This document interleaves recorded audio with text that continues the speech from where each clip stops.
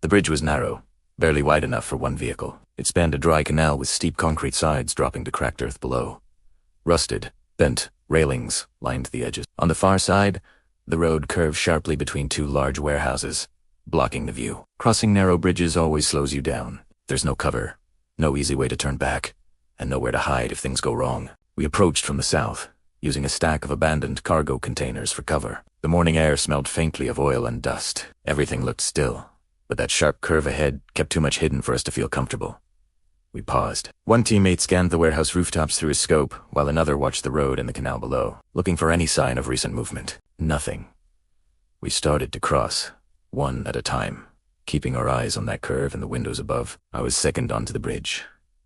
My boots echoed softly on the concrete. The canal below amplified every sound. Halfway across, the first shot cracked out. It came from a loading dock on the far side, striking the railing ahead of me and sending sparks flying. We dropped instantly, hugging the low railings for any cover they offered. More shots followed, sharp and controlled, pinning us down. The team behind us took positions by the containers and returned fire. I pressed against the railing, firing short bursts toward the loading dock, trying to keep them suppressed. Then a new threat emerged. Movement in an upper warehouse window. Shots started raining down from above. The bridge became a kill zone, with fire coming from two directions. Radio chatter stayed calm despite the tension.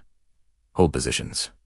Suppress the dock. Watch the upper windows. Dust kicked up from the canal floor with each impact, blurring the air. The echoes bouncing between the warehouse walls made every shot sound right next to you. I found a small crack in the concrete that gave me a better angle on the upper window and fired controlled bursts whenever I saw movement. Behind us, our team advanced, tightening their angles on the loading dock and taking some of the pressure off. The exchange stretched on. Bursts of fire, then seconds of tense silence. Then, the fire from the upper window slowed, became uneven, and stopped. A few moments later, we heard muffled sounds from inside the warehouse. The loading dock fire was the last to fade.